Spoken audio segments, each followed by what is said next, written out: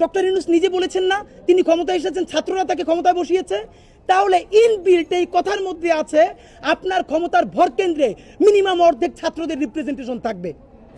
এই ছাত্র মানে আমরা শুধু বৈষম্য বিরোধী কি বলি না, আমরা জানাককে বলি না, এমনকি এনসিপিও বলি না। ছাত্র মানে প্রাইভেট বিশ্ববিদ্যালয়ের ছাত্র, ছাত্র মানে কওমি মাদ্রাসার সেই শহীদদের পরিবার, ছাত্র মানে আমাদের নারীরা যারা জীবন দিয়ে রাস্তায় এই আওয়ামী লীগকে রুখে দিয়েছে। তাদের রিপ্রেজেন্টেশন কোথায়? যেই কেউ একটু ভোকাল হয়ে ওঠে তার একটু ডেকে নিয়ে দুই একটা পোস্ট দেয়, এরপরে তার বিরুদ্ধে সবাই ফেসবুকে পোস্ট দেয়, দমন হয়ে যায়। এসবের মানে কি? আপনাকে আমি বলতে চাই অতি দ্রুত, আমরা চুপ্পুকে চিনি না, কিছুকে চিনি না, ডিবি থেকে নাকি অথবা এসবি থেকে বিমানবন্দর থেকে বলা হয়েছে হামিদ চলে যাচ্ছে, রাষ্ট্রপতির অফিস থেকে বলা হয়েছে ছেড়ে দেওয়ার জন্য 3 দিন সময় দিচ্ছি। 3 দিন মানে 3 দিন, আগামী 3 দিনের মধ্যে সরকারকে বলতে হবে রাষ্ট্রপতির অফিস থেকে হামিদকে ছেড়ে দেওয়ার জন্য কে ফোন দিয়েছে, হু ওয়াজ দ্য ম্যান বলতে হবে, নাম ধরে বলতে হবে। যদি বলতে না পারেন এই দায় প্রধানত স্বরাষ্ট্র উপদেষ্টার। বলবেন রাষ্ট্রের মধ্যে অনেক মেকানিজম আছে, আর্মি ফাংশন করে, যে যে মনে চায় ফাংশন করুক। এত ফাংশনাল কথা মনে কইরা হাজার হাজার মানুষ শহীদ হয় নাই।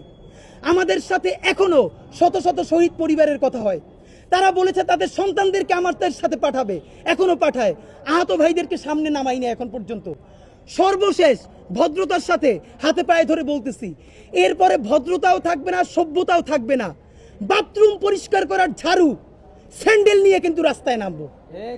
যদি আমাদের জীবনই চলে যায়, শহীদদের পরিবারে যদি আবারও গণহত্যা চালানো হয়, আমার যেই ভাইয়ের একটা চোখ অন্ধ হয়ে গেছে বাকি চোখটাও যদি অন্ধ হয়ে যায়, ইন্টারিম শুদ্ধ কিন্তু বাংলাদেশে রক্তের বন্যা বয়ে যাবে। বললাম আমাদেরকে বলা হয় আমরা ভায়োলেন্ট কথা কেন বলি, কত বড় হারামজাদা মার্কা কথা।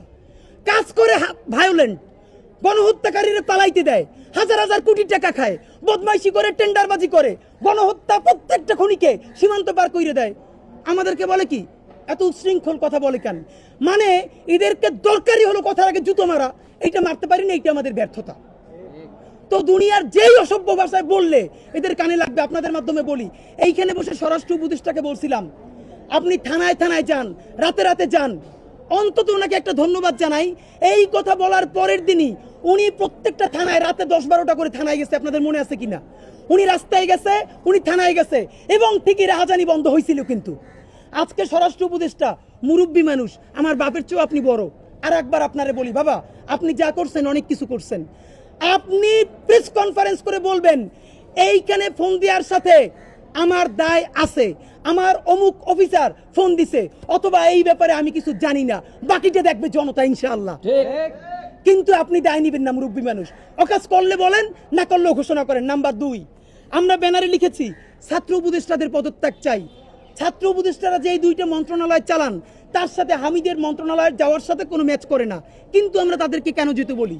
তাদেরকে যেতে বলার একটা মাত্র কারণ, চুপ্পুর অপসারণ করা যায় নাই, সংবিধান বাতিল করা যায় নাই, জুলাইয়ের ঘোষণাপত্র দেওয়া যায় নাই, ফ্যাসিস্ট গণহত্যাকারী নিষিদ্ধ করা যায় নাই, গণহত্যার বিচার শুরু করা যায় নাই। এই না যাওয়ার কারণে লক্ষ মানুষ নিয়ে আমরা যখন সচিবালয় ঘেরাও করব, তখন আমাদের ছাত্র উপদেষ্টারা বলে ভাই সরকার তো চাপে পড়ে যায়। হেই মিয়া, এতজন ডজন ডজন উপদেষ্টার মধ্যে তোমরা মাত্র 2 জন, তোমরা আমাদেরকে থামাইতে আসো কেন? তোমরা তো থাইকে এগুলো পারো নাই, পারছো এগুলো করতে। আজকে উপদেষ্টা মাহফুজুল আলম আমাকে বলেছেন, ফেসবুকে কমেন্ট অনেকে দেখেছেন, যে নাহিদ যে সরে গেছে তাতে লাভ হয়েছে কার? আমরা উল্টো প্রশ্ন করি, আপনারা যে ক্ষমতায় আছেন তাতে লাভ হইতেছে কার? না বলেন, আপনারা যে ক্ষমতায় আছেন কোন জিনিসটা হইতেছে?